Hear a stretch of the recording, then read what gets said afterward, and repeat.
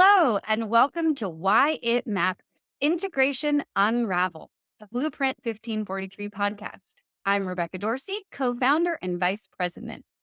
At Blueprint, our mission is to support the development of integrated people, integrated churches, and integrated inquiry to help people ask and answer some of life's biggest questions using the tools of the sciences and the Christian faith. The goal of this podcast is to ask, why does integration matter in each of these areas? In everyday sciencey people's lives, in churches, and in scholarly inquiry. Today, I'm joined by my colleague and Blueprint's co-founder and president, Dr. Justin Barrett, potentially doing integrated inquiry. We're going to go behind the scenes of real people doing interesting and integrated work. Justin, welcome to Why It Matters. Thank you. Good to be here. Now, I do really hope that you have an answer to the podcast question, considering Blueprint is your company and you made up some of these terms, or at the very least have made them up to me. So we will dig into what all we mean by integration in these three different areas. First, as I understand it, you are a developmental psychologist, a researcher, a prolific writer, a chef extraordinaire. But from your perspective, can you share with us a few titles that you hold in life? Oh, titles. I hold the title of husband and father and reasonably decent friend. And as you said, president of Blueprint. I'm an honorary professor of theology and the sciences at St. Andrews University in the School of Divinity. I sometimes call myself a cognitive scientist or a psychological scientist, in part because I do the sort of scientific study of culture and especially religious culture. And the developmental psychology, that's in my training background, but I only did a little bit of developmental psychology work. And I've actually never taught a developmental psychology class because there are always better people around to do that.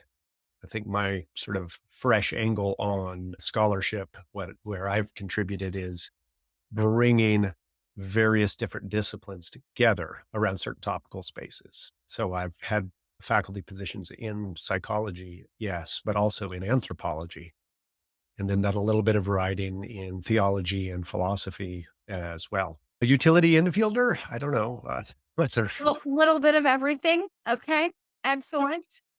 Now, let's go ahead and start at the very beginning, at least the beginning of some interesting things. Do you remember how you and I met? Sure. I'd recently been appointed to at faculty position, an endowed professorship at Fuller Theological Seminary in the School of Psychology, and been tasked with starting the Thrive Center, what became the Thrive Center for Human Development.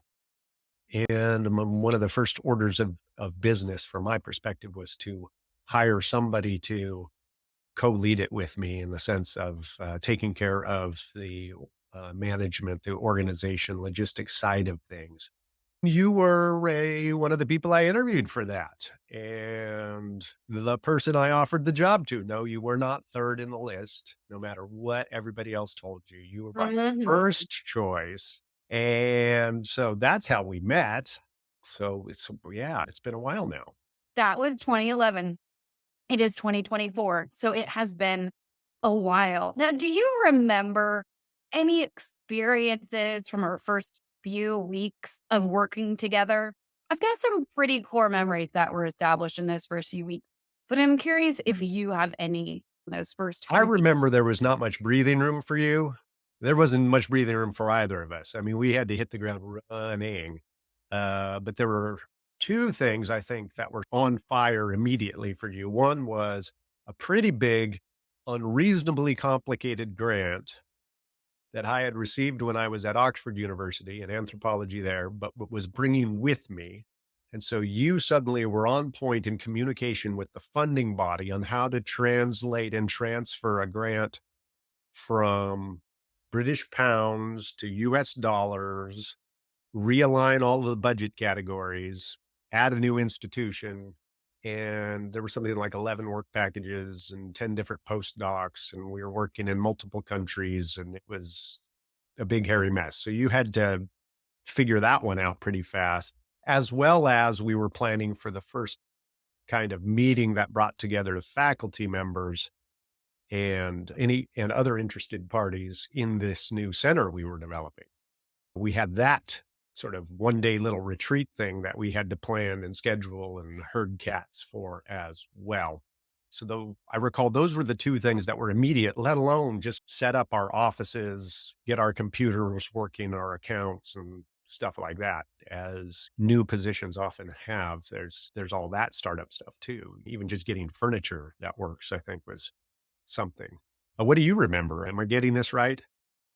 Yeah, my core memories about that time are most notably that you and I had an office that had initially, whoever was in it before us, it had been one office with two parts, like a study library ish side and then a do work side. And it was now two offices. And so the doorway that was between those two rooms was having an actual door installed so that we would have two functional separate offices. And so I couldn't work in my office the entire first week because there was a construction crew in there installing a door, which maybe that shouldn't have taken a week, but it did. And then when I finally got to use my office, I had a desk, those track systems where the Oh, yeah. desk was hooked into the wall. And one of my colleagues, Dylan, shout out to Dylan, he had come by to help me understand a few key terms about grants because he'd been working on grants for a few months longer than I had. And he like casually leaned against my desk and the whole thing came crashing down onto the floor. So those are some of my core memories of 2011 and the beginning of our work together. And also, I don't know if I ever told you this, but when you would start talking to me about the projects, because all of this was brand new to me, I downloaded the dictionary app and I kept the dictionary app pulled up on my computer and my phone at all times. So every time you would use words I didn't know, I could, instead of looking like I didn't know, I could quickly look them up, figure out what they meant, and then try to use them back in a sentence. And hoped you didn't catch on to that. So I don't know if I ever told you that story. No, I don't know that you did, but you must have faked it pretty well. Yeah. Or you were distracted by things falling off of walls and didn't notice until I could get my professional feet under me running this new center. But those are some of our first fun memories of working together. And a lot of time has passed and a lot of great work has happened since those humorous experiences. But why are we here in this podcast? Why We indeed? talk a lot at Blueprint about this idea of integration. And one of the things that I'm constantly asking and that we're asked frequently is, why does it matter to integrate? Why can't we just, as humans, continue to keep the different parts of our life in the different parts that we interact with them, keeping things operating in parallel or in different compartments? It doesn't really matter to bring them together. And so when we thought about doing this podcast, of course, you came to mind as someone that I could interview in any of the categories. But most notably, I wanted to get your insight on integrated inquiry, the idea of integrating in scholarship. Can I just ask you, because you came up with the term, so this will be a little different than the other interviews, what was running through your mind when you thought of putting the terms together, integrated inquiry?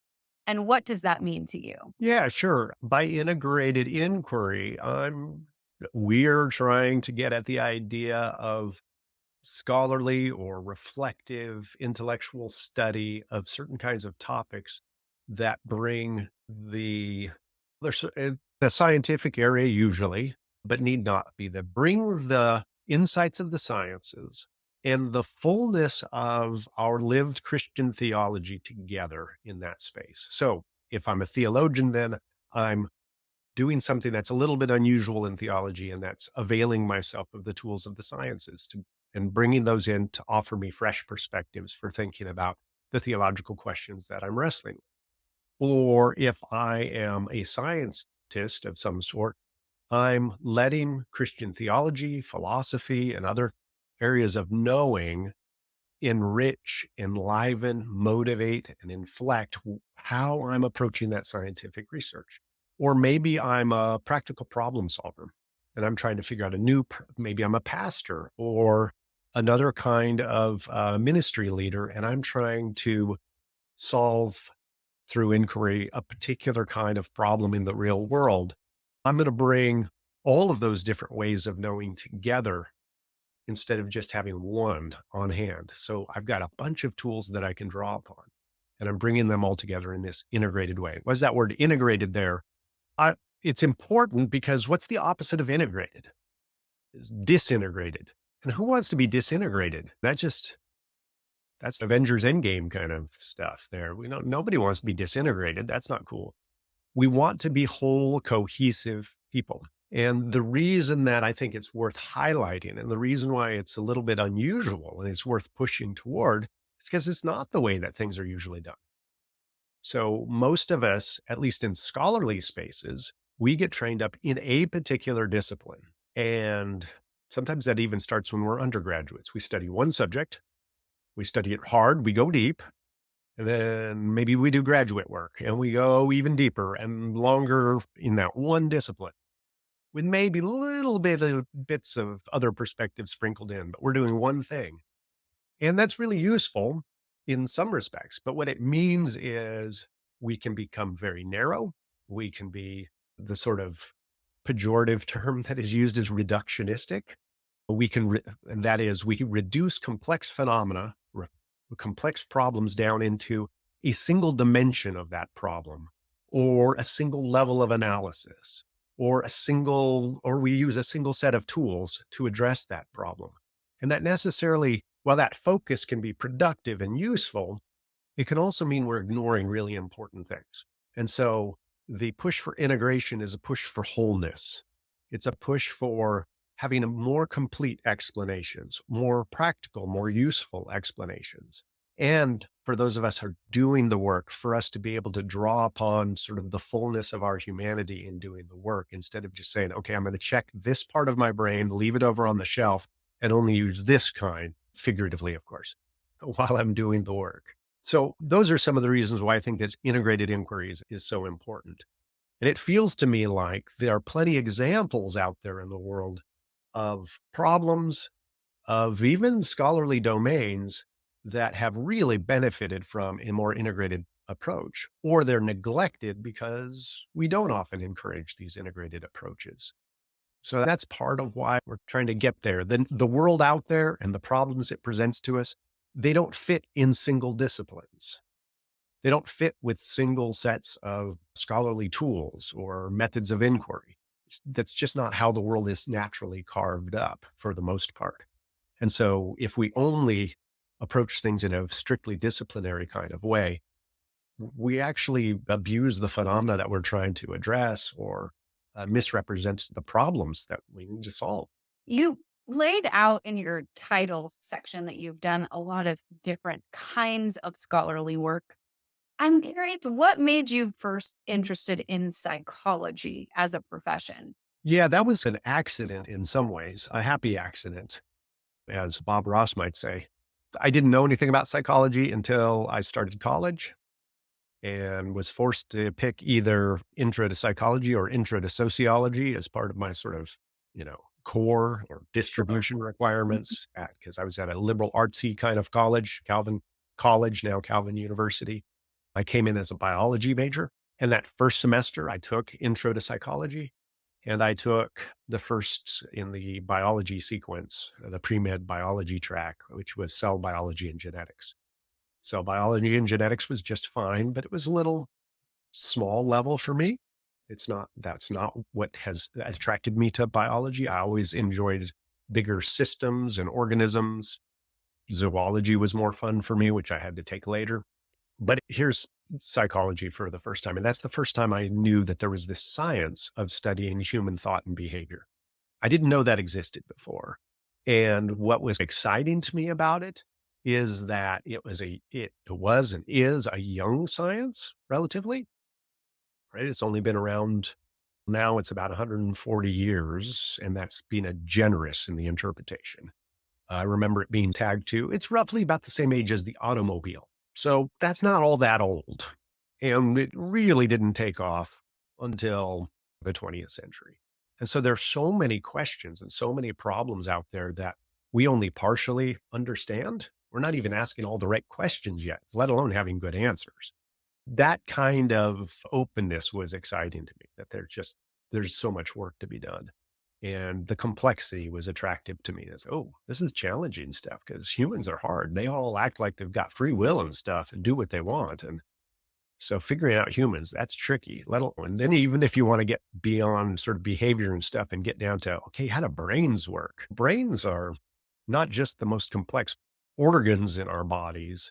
Some people have suggested that the brain is one of the most complex systems in the universe. And they say that without blushing or flinching because of just how many hundreds of millions of neurons and then trillions potentially of connections amongst them that you could end up having in your brain. And how does that lead to behavior? We hardly know anything on these sort of bold frontiers. So that attracted me to psychology. And then I quickly learned how practical it is, which was exciting too, right? That psychology, psychological science has the ability to help us solve sort of real world problems, to improve our character, to educate ourselves and our children better, to help improve relationships amongst people, to form stronger groups and organizations. And off you go. So the challenge side of a really cool, interesting young science, and then the practical side of and we can solve problems with this. So I guess that's what attracted me to psychological science. And what did you want to be when you grew up? I transitioned. As I discovered psychology, I ended up also discovering that, oh, that professoring thing could be a thing for me. So it was somewhere, probably my third year as an undergraduate, that I finally went, I think I want to be an honest to goodness professor and do psychological science. Yeah. So that's the career path I started down. Okay. And if I asked you in general, why do you think it matters to be an integrated person? What comes to mind? You don't want to be a disintegrated person. I already gestured to that. It's a more natural way of being. Okay. You have to be trained to partition your life into lots of different boxes. Now, we happen to live in a culture, a society that's really good at doing that. That's what formal education often does, is it trains us up to put different parts of our lives in boxes. The work environments often do that in the modern or postmodern world. Whereas in bygone years, you might have been farming with your family and your neighbors, or even if you can even travel to parts of the world still, and you'll see the local men out fishing together. And so their social life and their family life and their work life are actually all combined. And the women are over there making handmade pasta and stuff over in the shade and gossiping and doing whatever, and with kids crawling around and stuff. And again, neighbors, neighborhood, family, friendship, they're all integrated together. That's what the natural norm for human beings, and we've trained ourselves up to be partitioned. And with that partitioning, we get precision, but we also lose part of our humanity. We have more dissonance. We have more tension. We have to then figure out how to bridge. Okay, how does my life in my profession and my life in my family, or my life with my friends, or my life in my church, or whatever, I have to then try to put those back together again because we've worked so hard at taking them apart. So there's that extra burden, that extra stress of reintegrating just to recover something that we should have had in the first place, should have, in the sense that it's natural to us. I don't want to overstate that, but there's something really good about that. Why else? So I think it reduces tension, anxiety. If we're integrated as opposed to disintegrated, we're at less risk of burnout, frustration, because our job is more meaningful. It more flows out of the wholeness of ourselves. So that's good for us. It feels good. It's easier to keep going when things get hard because we know why we're doing it. If I'm integrated, if my faith is motivating my science, that's a big part of this integrated person that we talk about, then I know why I'm doing it. I've got a bigger meaning-making system helping me realize why I do the job that I do, why it matters, and how my bigger worldview and my deeper self characterize how I'm going to go about doing that work. What's going to make me as me important in that instead of me just being a cog in a machine or, oh, anybody else could do that. Sure, lots of people could do what I do. But what is it that I'm bringing to it? That's part of integration too, is recognizing my whole self, bringing something special there. So for us as individuals, I think that integration, being an integrated person is really important. As scientists, being an integrated scientist, I think is important because you can't even do science without certain kinds of assumptions about how the world is, how you can understand it, what it means to know things, what's worth exploring and discovering. And those values come from outside of the sciences. Where do they come from? They come from our worldview. They come from our theology, come from our religious background. They come from our cultural background. They come from our philosophy. And once we're aware of the roles that those different factors play in motivating us, there's no awkward, why am I doing what I'm doing? It's obvious why I'm doing what I'm doing. Why are my values or why are my approaches to this scientific matter seem to be at odds with these other people in my lab group in some ways? Why is there tension there? Oh, they're coming at it from a different kind of worldview. Oh, okay. I see what's going on. And they're motivated slightly differently. Oh, that's helpful to know. Or why is my interpretation of the findings different than somebody else's interpretation of the findings? Because necessarily you're bringing other kinds of values and perspectives to the interpretive task, which is part of the scientific inquiry. It's part of what it means to be a scientist. It's not just to run experiments. It's to interpret those findings and say, so what and who cares to the rest of the world? So I know I could babble on and on about this for a long time. I get excited because it's important on so many different levels. Yeah, you mentioned at the start some of the definition around the integrated inquiry and bringing different fields or disciplines together. You know, I'm such a practical person. Can you give some practical samples, examples of what does this look like? What has this looked like? What kinds of projects have you been a part of that have brought things together in a meaningful way? Yeah, you and I both have been part of a movement to develop what has been called science engaged theology. And that's an example of trying to do something integrative. Now, that's from the side of philosophers and theologians trying to figure out, are there tools in the sciences, especially in what I call the human sciences, those sciences that use humans as the unit of analysis. Are there tools in those sciences that theologians can use to improve their theological inquiry that can help them answer more questions better in a way? And we're seeing the fruit of that now. There are lots of theologians out there doing these things, right? They're exploring questions like, how do people who have differences in, say, where they fall on the autism spectrum, from completely non-autistic to really severe, how do they get incorporated in the life of the church? How does autism help us understand what it means to be church, what it means to be a whole human, what it means to develop into the kind of person God would have us become and image God? Does it create some challenges for us to think about? Those are the kinds of questions they're doing. But to do that, you need to understand the science of autism. For instance, I've been part of many discussion groups and written a book with Pam King it's called Thriving with Stone Age Minds. So, okay, here's one. And in the book, it's a book of integration in an important way. We're trying to take some of the insights in there from actually evolutionary psychology and evolutionary anthropology to better understand, what does it mean to be a human? What is the purpose of humanness? Now, how do we cultivate strong humanness? How do we live into our purpose such that we are thriving individuals living in thriving communities, or maybe have thriving churches around us?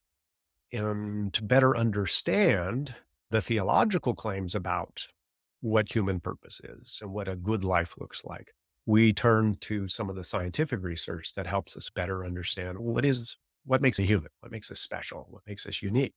So we've tried to fuse together insights from these relevant sciences and relevant theology in the same place, because neither of them by themselves have the entire picture, at least traditional theology.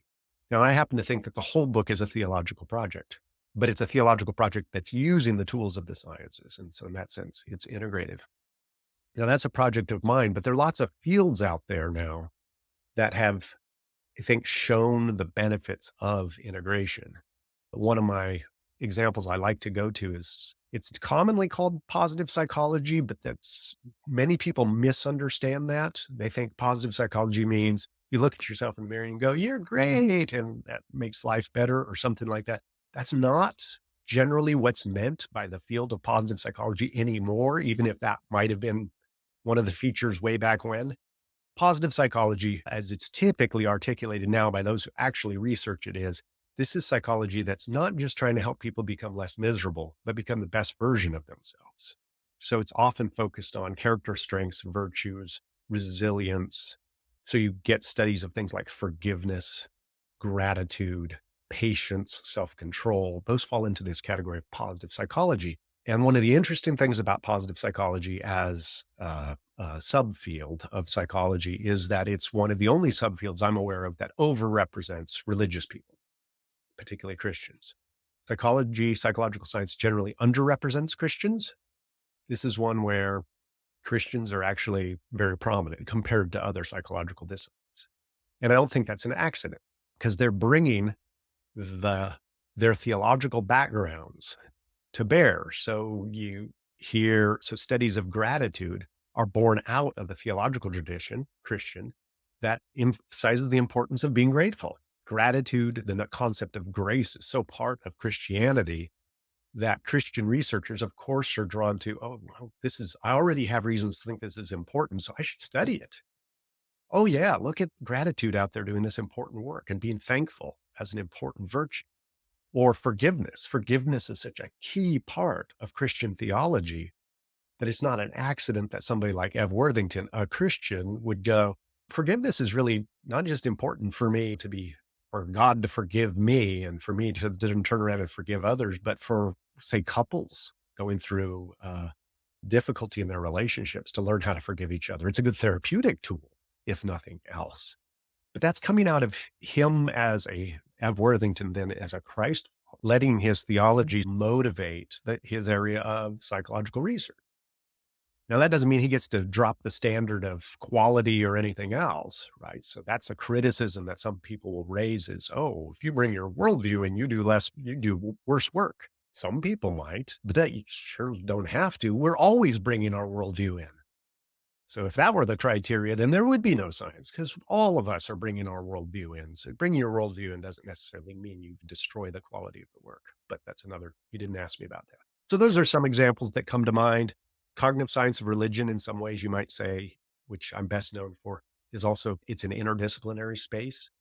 It's resisted what I'm now calling an integrated field of inquiry. It's been interdisciplinary. It's certainly bringing philosophy, anthropology, religious studies, psychology together to address certain kinds of problems, like why do people tend to believe in gods, the afterlife, something separable from our bodies that's our true self, souls? Why do we engage in ritualized behaviors? Those kinds of questions. So it brings lots of disciplines together. What it's typically resisted is any kind of theological treatment of those questions. I'm one of the few people who wandered into that space. There are a couple of others like Laird Edmond and Myron Penner and a few others, but there are not many of us who have drifted into that space. So there's still room for more integration to happen, even with an interdisciplinary like cognitive science of religion. I'll pause because I said a lot. Yeah, thanks for sharing those specific examples and topics and things that help bring this to life a little bit. Can you share an example of something that you've learned using these integrated methods that you might have missed out on if disintegrated methods were being used? What are you missing out on if you don't engage in inquiry in this integrated way? What you miss out on is a bigger context. So if I'm a scientist, I miss out on a lot of the so what and who cares. One of the interesting things about many of us who are trained up in the sciences is that we passively get indoctrinated with this idea that any discovery is good discovery that all knowledge is good for its own sake. And it doesn't take a whole lot of reflection to realize that's a claim that needs a whole lot better support, because it sure seems like humans do lots of stupid things based on stuff that they learn. And it's not always good stuff that to then know certain kinds of things. Or some things are actually maybe we're not ready to know. And pretty much that's the theme of most science fiction movies that we make discoveries and then solve technological problems, especially that often get us into trouble because we don't have the character, maybe the social infrastructure, the political, whatever it is to manage the power of that knowledge. And they're just opportunity costs too. We can end up investing in things that ultimately are pretty silly when there are bigger fish to fry, as they say, more important questions for us to answer. So I don't want to cause unnecessary fights here, but it sure seems to me like it's much more important for us to figure out how to strengthen human relationships with each other, how to have better relationships, how to love each other better, especially across certain kinds of differences that we might have, whether they're age or nationality or cultural background or whatever it is. That strikes me as a more important problem to solve than can we put somebody on Mars? And that's just one example. I went to space camp, right? I do know you went to space. Like Sorry, space camp purpose. Just okay. Keep going. I'm listening. So how does it get back to being disintegrated or non-integrated, if you like? And that is, I think it's connected because often if we're not aware of how our values, our theological and philosophical commitments inform and motivate that we do science at all, let alone the topics that we select, then we can just pursue topics for bad reasons. We can pursue research questions out of just idle curiosity. And curiosity is great when it's channeled in a productive way. But otherwise, it's a tyranny of the why. Who cares? There are other things. We need to channel that into productive directions, especially if we expect the public to support what we're doing. Doing science is expensive. It needs to justify itself to a certain extent. I don't want to push too hard on that because sometimes we make happy accidents, happy discoveries that we didn't know there was, but we can't rely on serendipity. We need to be motivated by our values and inspect those and go, oh, actually, here's a better topic. Here's a more important question for me to be asking. Integration helps us see, maybe I've spent the last 10 years doing something that wasn't terribly important in terms of the topic that I was researching. I don't have to feel bad about that necessarily if I can then go, okay, what did I learn that I can now use in another area? But it's worth asking those questions. And if we don't become integrated researchers, we run that risk. Now, there's a completely different kind of thing when we're thinking about integrated inquiry. What are you missing if you're not doing integrated inquiry? Well, you're missing the resources of other disciplines, other ways of knowing. You're just missing out on them. So if you're a theologian who neglects the tools of the sciences, and yet you want to make claims about how humans act, whether as individuals or in social groups, say you're doing it, which is the theology of church. And then you end up making all of these claims about how these ways of doing church have these impacts on groups.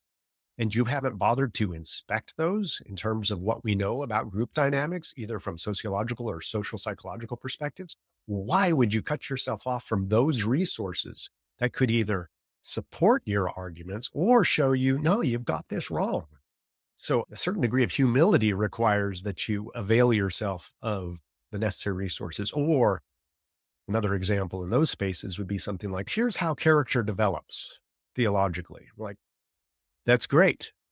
In the sciences, we call that a hypothesis. Let's find out if you're right. You might have a very strong, grounded hypothesis, properly motivated, but I'll bet there's some evidence now from the psychological science that studies character development that might be useful to either to challenge my assumptions, my theological assumptions, or it might support them, or it might just nuance them a bit. So it's important in lots of ways. As I said earlier, if we don't integrate, at least sometimes we're missing out on the richness of topical spaces. We've carved up the world in terms of our disciplines in ways that are artificial. They don't map onto the real world out there. I'm not the only one saying this. People have been saying this for a long time. Our disciplines don't map one for one on the world out there. And so if we only stay in our silos, fail to integrate, we're actually missing the real stuff out there in the world that matters. Or so says I. Yeah. Yeah. Thanks for sharing some of those specific examples. And it sounds like, in a sense, that the integration is just reflecting back out the complexity and the realness of the real life, where things aren't in pieces, how we have sectioned them in the academy. Oh, you referenced here's an illustration. You referenced earlier that I like to make food. You were very kind about that. I do.